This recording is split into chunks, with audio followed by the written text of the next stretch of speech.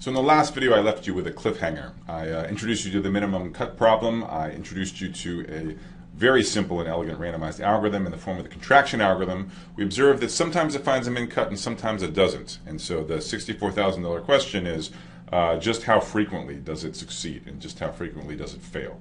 So now that hopefully you've brushed up on your conditional probability and independence, we're going to give a very precise answer to that question in this lecture. So recall on this problem we're given as input an undirected graph, possibly with parallel edges, and the goal is to compute among the exponential number of possible different cuts, that with the fewest number of crossing edges. So for example, in this graph here, which you've seen in a previous video,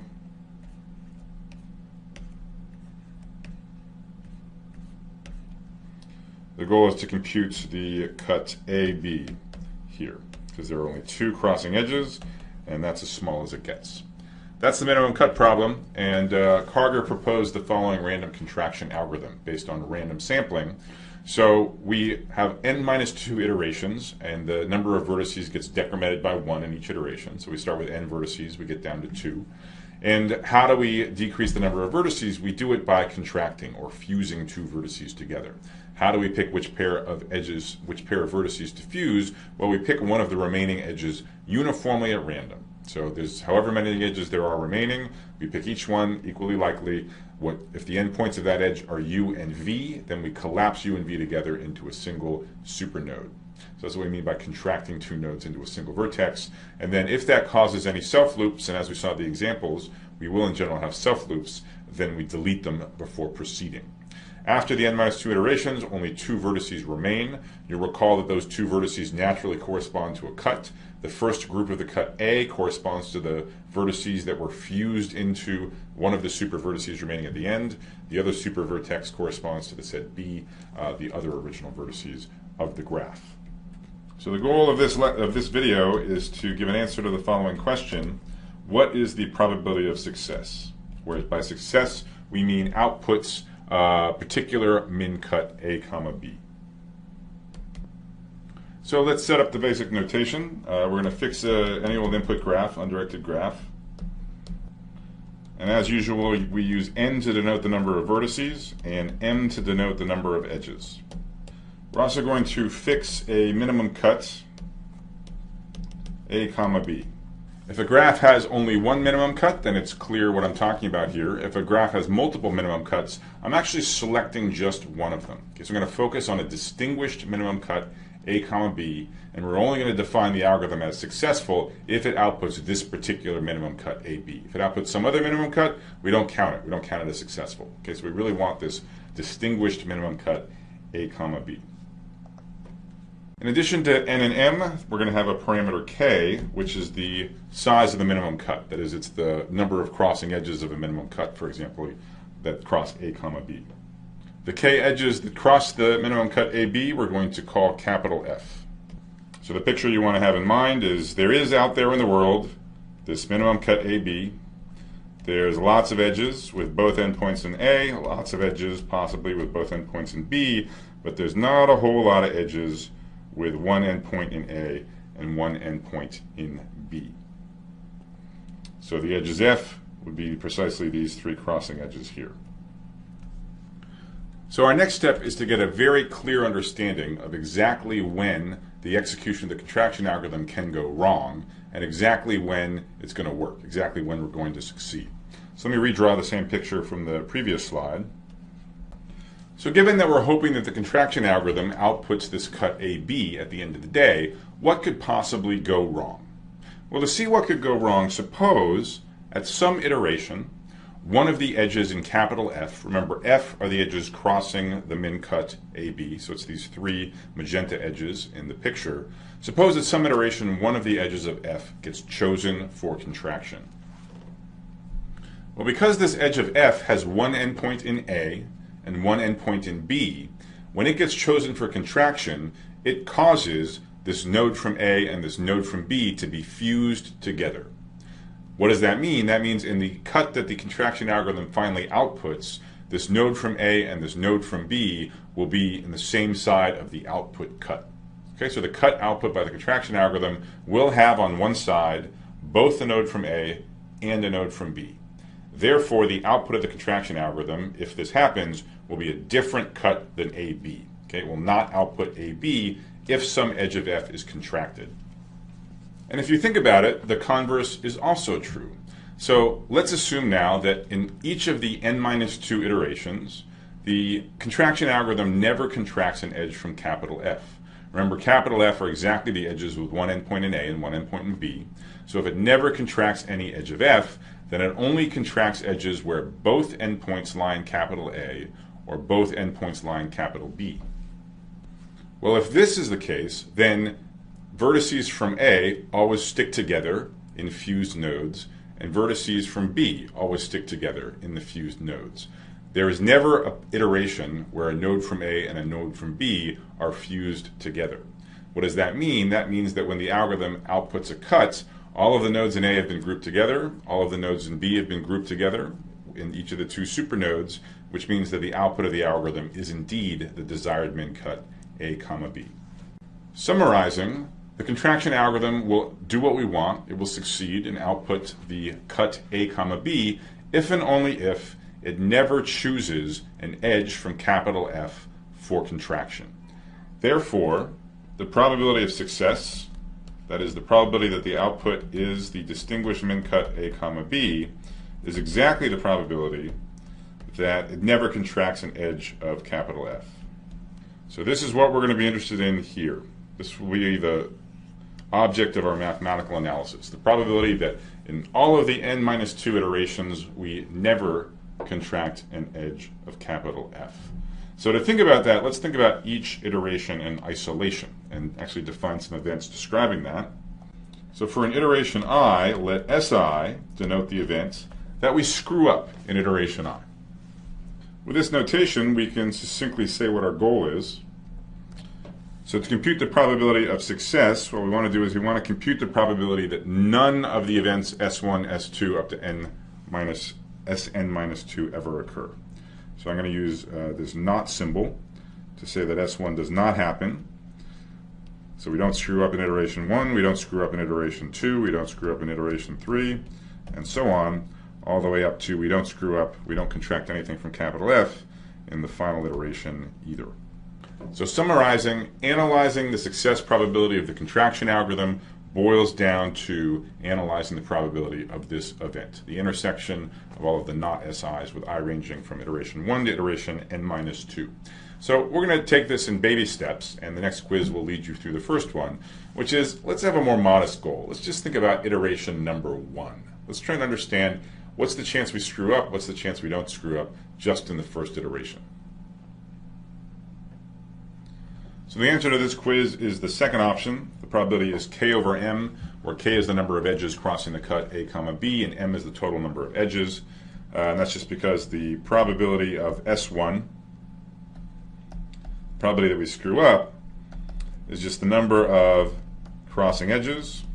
That's the number of outcomes which are bad, which trigger S1, divided by the number of edges. That's the total number of things that could happen. And since all edges are equally likely, it just boils down to this. And by the definition of our notation, this is exactly k over m. So this gives us an exact calculation of the failure probability in the first iteration as a function of the number of crossing edges and the number of overall edges. Now it turns out it's going to be more useful for us to have a bound, not quite as exact, an inequality, that's in terms of the number of vertices n rather than the number of edges m. The reason for that is it's a little hard to understand how the number of edges is changing in each iteration. It's certainly going down by 1 each iteration because we contract an edge each iteration, but it might go down by more than 1 when we delete self-loops. By contrast, the number of vertices is this very steady, obvious process. One less vertex with each successive iteration. So let's rewrite this bound in terms of the number of vertices n. To do that in a useful way, we make the following key observation. I claim that in the original graph G that we were given as input, every vertex has at least k edges incident on it. That is, in graph theoretic terminology, every edge has degree at least k. Where, recall, k is the number of edges crossing our favorite min cut A, B. So why is that true? Why must every vertex have a decent number of neighbors, a decent number of edges incident to it? Well, it's because if you think about it, each vertex defines a cut by itself. Remember, a cut is just any grouping of the vertices into two groups that are non-empty, that don't overlap. So one cut is to take a single vertex and make that the first group A, and take the other n-1 vertices and make that the second group, capital B. So how many edges cross this cut? Well, it's exactly the edges that are incident on the first node, on the node on the left side. So if every single cut, if all exponentially many cuts have at least k crossing edges, then certainly the n cuts defined by single vertices have at least k crossing edges, so therefore the degree of every vertex is at least k. So our assumption that every single cut in the graph has at least k crossing edges gives us a lower bound on the number of edges incident on each possible vertex.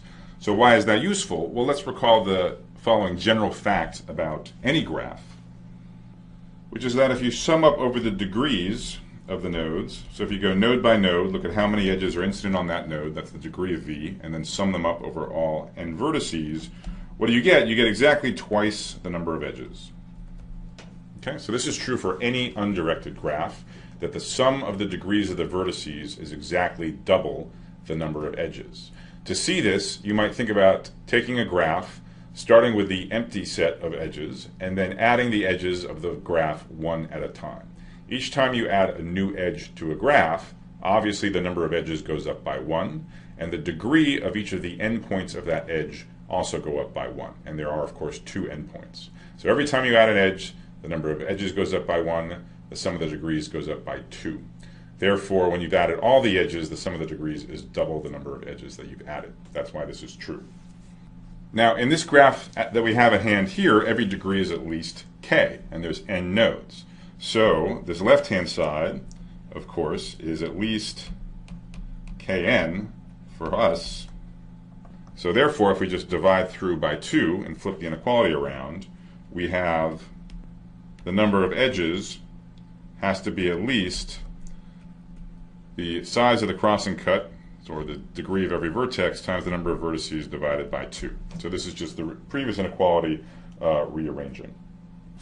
Putting this together with your answer on the quiz, since the probability of S1 is exactly k over m, and m is at least kn over 2, if we substitute, we get that the probability of S1 is, at worst, 2 over n, 2 over the number of vertices, and the k cancels out. So that's sort of our first milestone.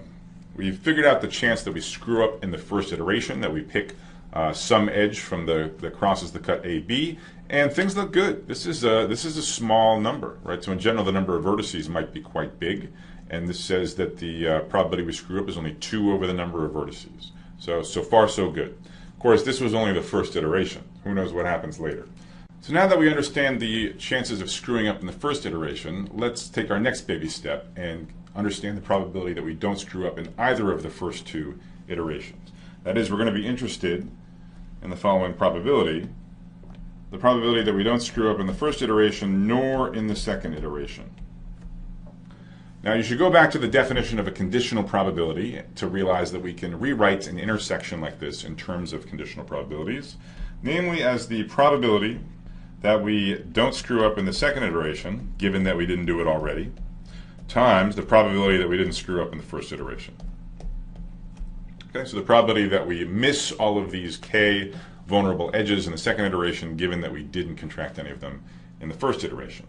Now, notice this we already have a good understanding of. On the previous slide, we gave a nice lower bound of this. We said there's a good chance that we don't screw up, probability at least 1 minus 2 to the n. And in some sense, we also have a very good understanding of this probability. We know this is 1 minus the chance that we do screw up. And what's the chance that we do screw up? Well, these k edges are still hanging out in the graph. Remember, we didn't contract any in the first iteration. That's what's given. So there are k ways to screw up. And we choose an edge to contract uniformly at random. So the total number of choices is the number of remaining edges. Now, the problem is, what's nice is we have an exact understanding of this probability. This is an equality. The problem is we don't have a good understanding of this denominator. How many remaining edges are there? We have an upper bound on this. We know this is at most m minus 1. We certainly got rid of one edge in the previous iteration, but actually, if you think about it, what we need on this quantity is a lower bound. And that's a little unclear because in addition to contracting the one edge and getting that out of the graph, we might have created a bunch of self loops and deleted all of them. So it's hard to understand exactly what this quantity is. So instead, we're going to rewrite this bounded in terms of the number of remaining vertices. And of course, we know there's exactly n minus 1 vertices remaining. We took 2 in the last iteration, we contracted it down to 1. So how do we relate the number of edges to the number of vertices? Well, we do it just in exactly the same way as in the first iteration. We make a sort of more general observation. For the first iteration, we observe that every node in the original graph induces a cut. Okay, with that node on one side, the other n minus 1 edges on the other side. But in fact, that's a more general statement. Even after we've done a bunch of contractions, any single node in the contracted graph, even if it represents a union of a bunch of nodes in the original graph, we can still think of that as a cut in the original graph. Right? So if there's some supernode in the contracted graph, which is the result of fusing 12 different things together, that corresponds to a cut where those 12 nodes in the original graph are the one side A, and the other n minus 12 vertices are the other side of the cut B. Okay, so even after contractions, as long as we have at least 2 nodes left in our contracted graph, you can take any node and think of it as half of a cut, one side of a cut in the original graph. Now remember, k is the number of edges crossing our minimum cut, a comma b, so any cut in the original graph G has to have at least k crossing edges. So, since every node in the contracted graph naturally maps over to a cut in the original graph with at least k edges crossing it, that means that in the contracted graph all of the degrees have to be at least k. If you ever had a node in the contracted graph that had only, say, k minus 1 incident edges, well, then you'd have a cut in the original graph with only k minus 1 edges, a contradiction. So just like in the first iteration, now that we have a lower bound on the degree of every single vertex, we can derive a lower bound on the number of edges that remain in the graph.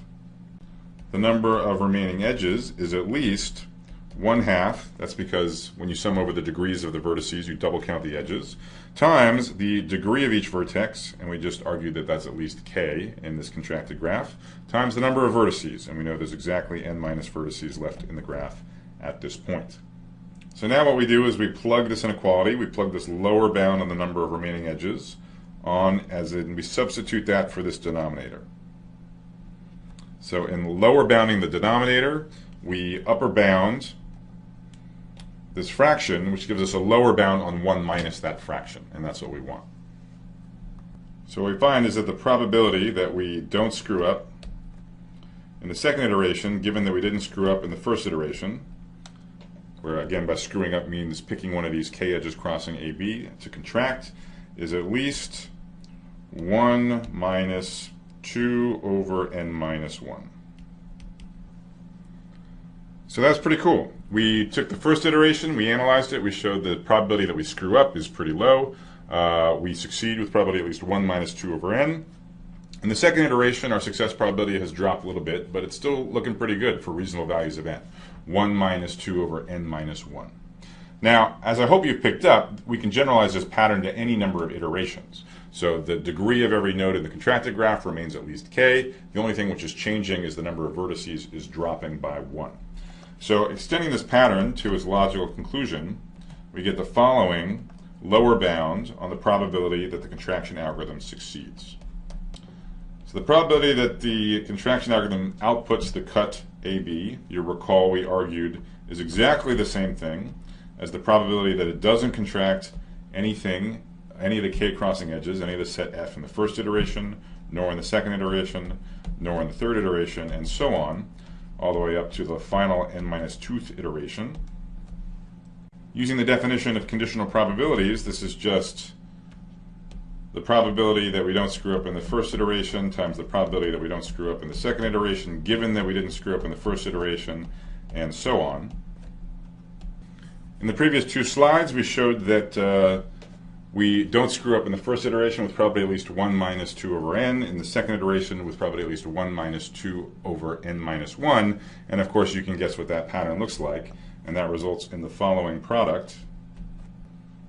Now because we stop when we get down to 2 nodes remaining, the last iteration in which we actually make a contraction there are 3 nodes, and in the second to last iteration in which we make a contraction there are 4 nodes. So that's where these last two terms come from.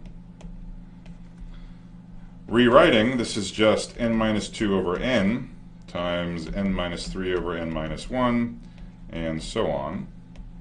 And now something very cool happens, which is massive cancellation. And to this day, this is always just incredibly satisfying to be able to cross out so many terms.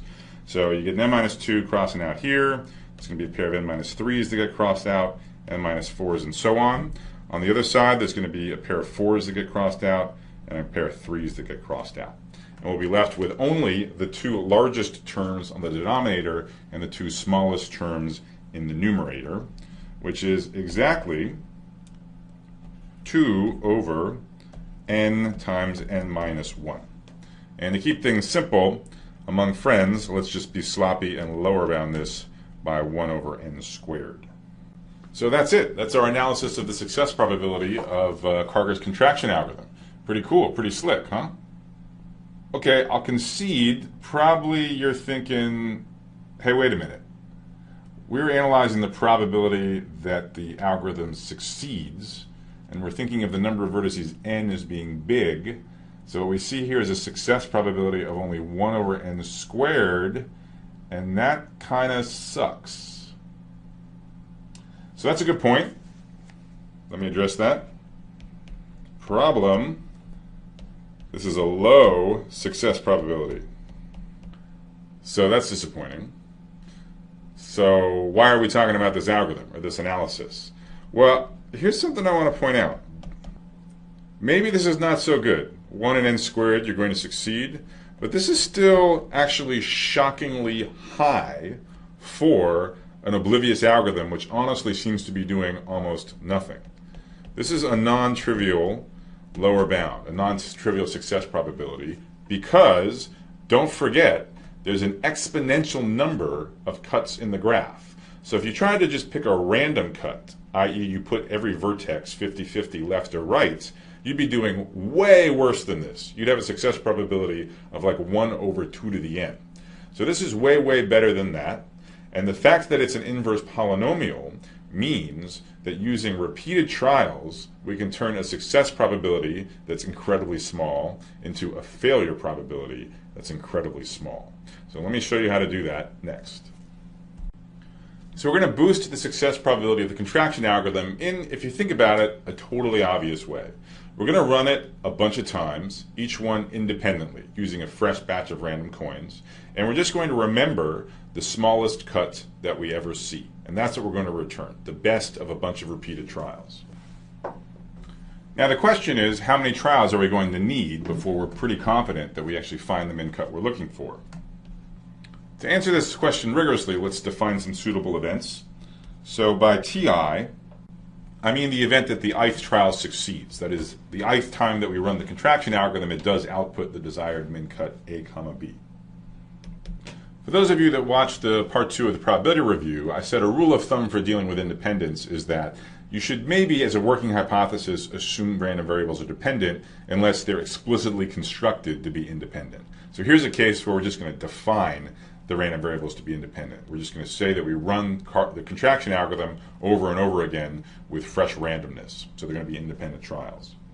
Now we know that the probability that a single trial fails could be pretty big. Could be as big as 1 minus 1 over n squared.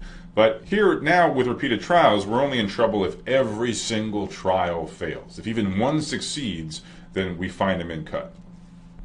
So a different way of saying that is we're interested in the intersection of T1 and T2 and so on.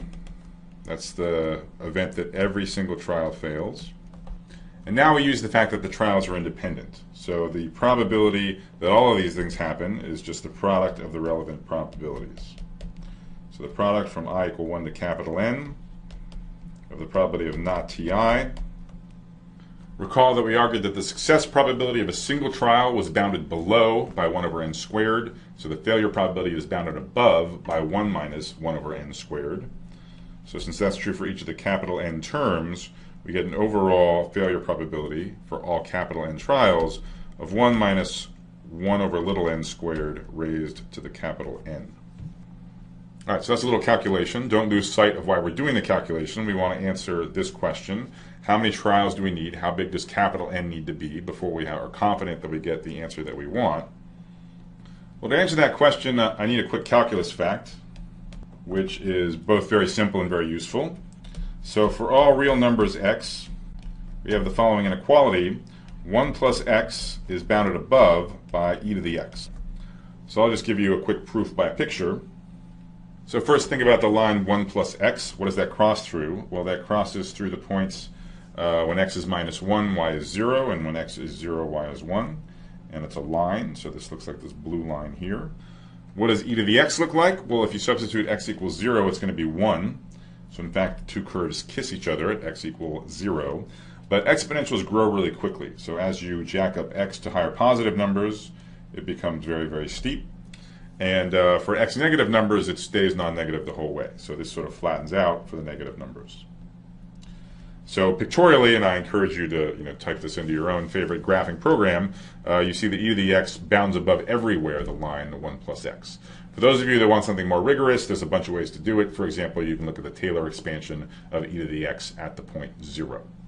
What's the point? The point is this allows us to do some very simple calculations on our previous upper bound on the failure probability by working with exponentials instead of working with these ugly 1 minus whatever's raised to the whatever term.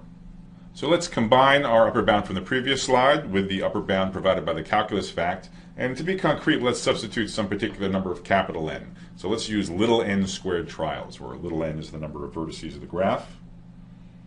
In which case, the probability that every single trial fails to recover the cut a comma b is bounded above by e to the minus 1 over n squared. That's using the calculus fact applied with x equal to minus 1 over n squared. And then we inherit the capital N in the exponent, which we just instantiated to little n squared. So of course the n squareds are going to cancel. This is going to give us e to the minus 1, also known as 1 over e. So if we're willing to do little n squared trials, then our failure probability has gone from something very close to 1 to something which is more like, say, 30 some odd %. Now, once you get to a constant success probability, it's very easy to boost it further by just doing a few more trials. So if we just add a natural log factor, so instead of little n squared trials, we do little n squared times the natural log of little n.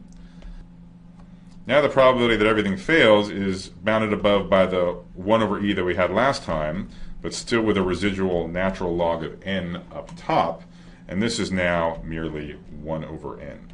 So I hope it's clear what happened. We took a very simple, very elegant algorithm that almost always didn't do what we want. It almost always failed to output the cut AB. It did it with only probability 1 over little n squared. But 1 over little n squared is still big enough that we can boost it so that it almost always succeeds just by doing repeated trials. And the number of repeated trials that we need is the reciprocal of its original success probability boosted by a further logarithmic factor. So that transformed this almost always failing algorithm into an almost always succeeding algorithm. And that's a more general lesson, more general algorithmic technique, which is certainly worth remembering. Let me conclude with a couple comments about the running time. This is probably the first algorithm of the course where we haven't obsessed over just what the running time is. Now that said, it's simple enough, it's not hard to figure out what it is, but it's actually not that impressive, and that's why I haven't been obsessing over it. This is not almost linear. This is not a for-free primitive as I've described it here. So it's certainly a polynomial time algorithm. Its running time is bounded above by some polynomial in n and m, so that's way better than the exponential time you'd get from brute force search through all 2 to the n possible cuts. But it is certainly, the way I've described it, you've got to do n squared trials plus a log factor, which I'm not even going to bother writing down. And also, each trial, well, at the very least, you look at all the edges, so that's going to be another factor of m. So this is a bigger polynomial than in almost any of the algorithms that we're going to see. Now, I don't want to undersell this application of random sampling to computing cuts, because I've just shown you the simplest, most elegant, most basic, but therefore also the slowest implementation of using contractions to compute cuts. There's been follow-up work with a lot of extra optimizations, in particular doing stuff much more clever than just repeated trials. So basically using work that you did in previous trials to inform how you look for cuts in subsequent trials, and you can shave large factors off of the running time. So there are much better implementations of this randomized contraction algorithm than the one I'm showing you here. Those are, however, outside the course scope of this course.